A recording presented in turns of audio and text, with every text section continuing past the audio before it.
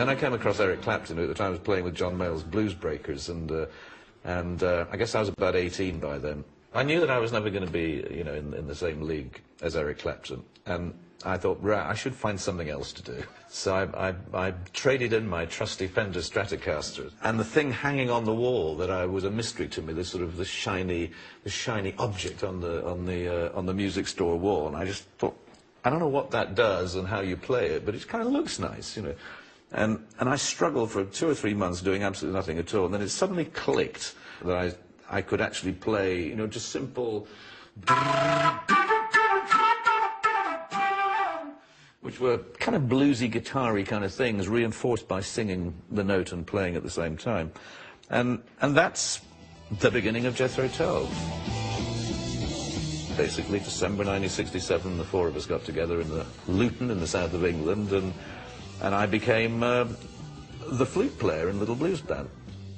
And it was great because wherever I looked, there weren't any other flute players, really. It was Eric Clapton couldn't play flute to save his life, and neither could Jimi Hendrix or Jeff Beck or Jimmy Page. Terrible flute players, all of them.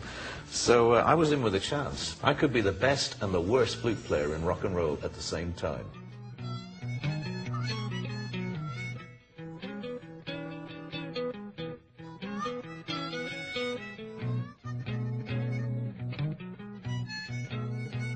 Even back in the early days at the Marquee Club, you know, we were a little old blues band, but we were a little old blues band with a flute. So it was kind of different. And a little old blues band who didn't just play little old blues things. You know, there were, you know, from Bach, there was the Bourrée piece.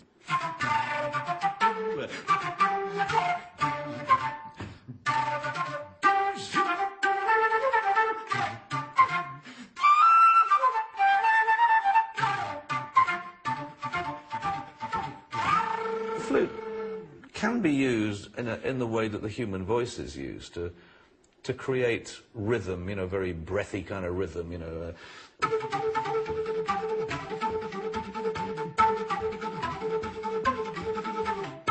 So you can be rhythmic, you can be tuneful, you can be aggressive, you can be whisper quiet, and you can throw it about a bit. The first press reports about us at the Marquee Club, they said, oh yeah, they've got this guy who sings and stands on one leg and plays the flute. And of course people just put this whole thing together, assuming therefore that I stood on one leg and played the flute. But I don't remember doing that in the beginning. I remember playing harmonica on one leg, standing on two legs to play the flute.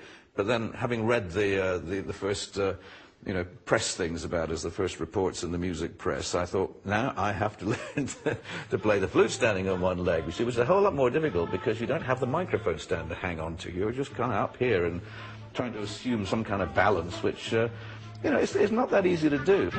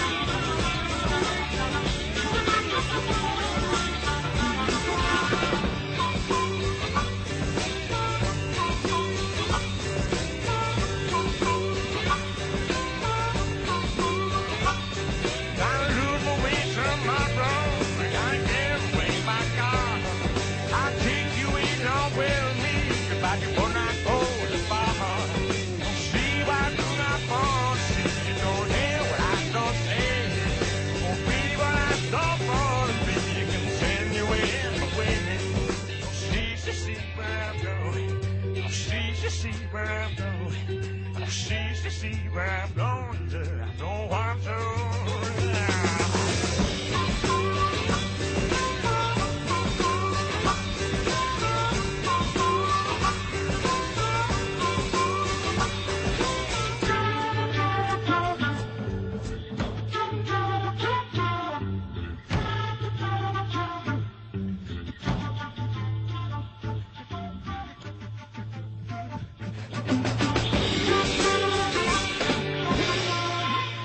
The flute's always a weird one because it is like the guitar. I mean, like the Hendrix. You know, I guess he was one of the first people to really make the guitar a very overtly sexual instrument. The way he held it, everything was naughty.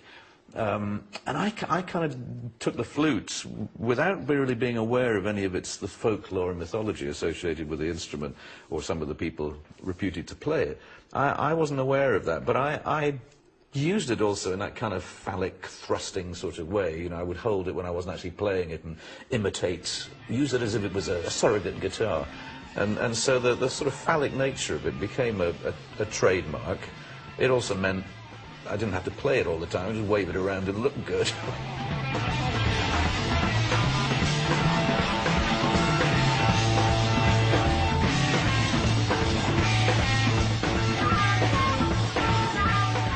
I had no idea that, you know, I wasn't the only one-legged flute player on planet Earth.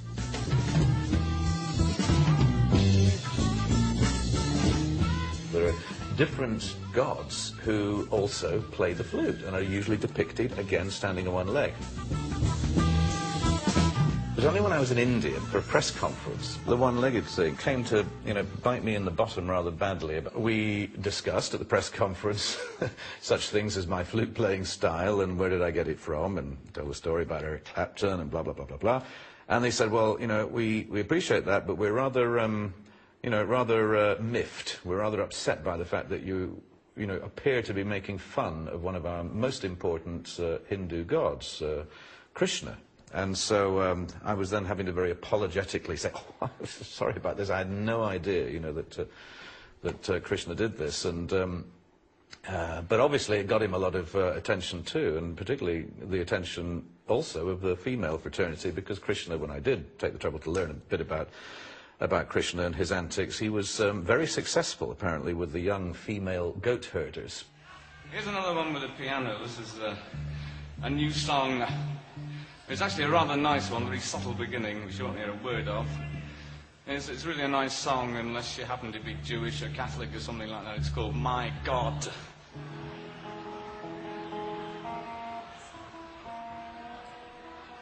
It took us a long time to tune up in those days between songs. So that was one of the reasons for banter. Banter was born, certainly as far as I'm concerned, out of just overcoming those moments where you felt the band were not able to actually start playing music, and you had to think of something to communicate to the audience. Come down, come down, come down. That's it.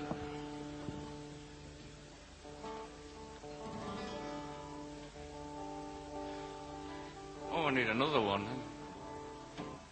It's like an electric jungle up here. All these bloody thingies you've got to adjust.